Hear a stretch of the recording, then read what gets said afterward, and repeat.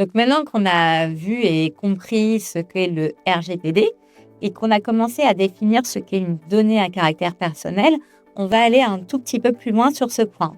Donc on a dit qu'une donnée à caractère personnel est une information qui permet d'identifier une personne concernée. Et en fait, il faut savoir également que les données à caractère personnel peuvent être identifiables directement ou indirectement ou par croisement d'informations. Une façon d'identifier une personne directement, c'est grâce à son nom et son prénom.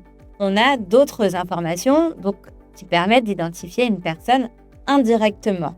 Donc, par exemple, le numéro de sécurité sociale d'une personne. C'est une donnée à caractère personnel, mais qui permet d'identifier indirectement, car dans le numéro de sécurité sociale, on n'a pas le nom et le prénom, mais on a suffisamment d'informations pour retrouver la personne, sachant que en France, chaque personne a un numéro de sécurité sociale.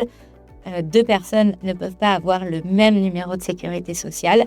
Donc, à partir du moment où ce numéro est attaché à une personne physique, c'est une donnée identifiante. On peut également identifier les personnes concernées par le croisement de plusieurs informations. En effet, si on connaît le lycée d'une personne, si on connaît les activités extrascolaires de cette personne, si on a son âge et qu'on connaît son adresse, avec ces différentes informations, on est tout à fait capable d'identifier très clairement une personne concernée et de retrouver son nom et son prénom. C'est ce qu'on appelle un croisement d'informations qui permet d'identifier une personne concernée. Il faut savoir qu'il y a plusieurs catégories de données à caractère personnel. Donc, il y a des données relatives à l'identité.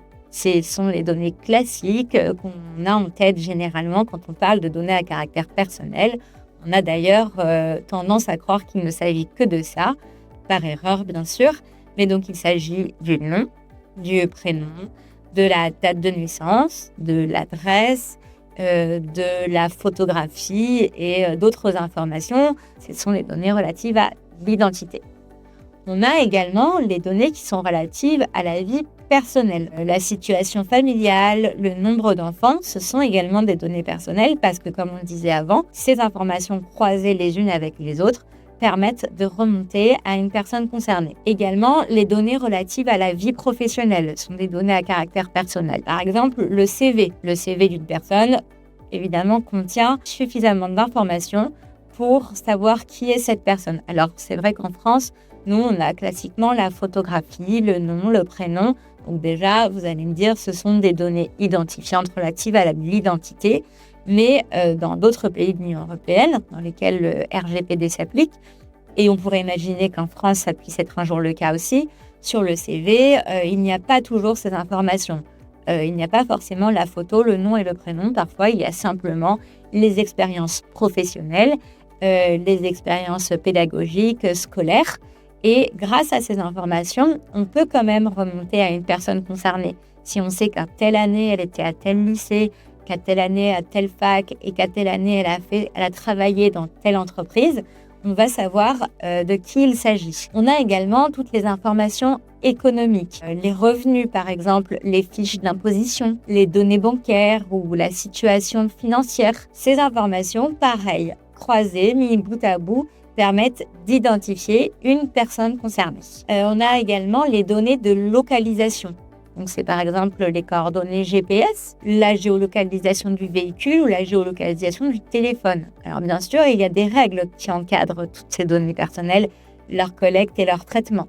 Mais ce sont des données à caractère personnel, de même que par exemple l'adresse IP qu'on peut avoir sur un ordinateur qui permet de remonter à une personne donnée quand on la croise avec d'autres informations.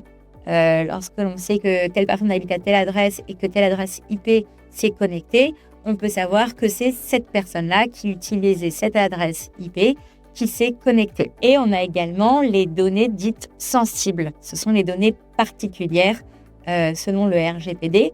Donc, c'est par exemple les données de santé, les données qui révèlent l'origine d'une personne, qui révèlent les préférences sexuelles ou les préférences syndicales, les données politiques. Ces données sont des données dites sensibles ou particulières et elles sont encadrées de manière plus importante par la réglementation sur les données personnelles, par le RGPD, et des mesures sont mises en place. Et enfin, on a également les données relatives aux condamnations et aux infractions qui, elles aussi, font l'objet d'un article spécifique dans le RGPD pour encadrer leur collecte et leur traitement.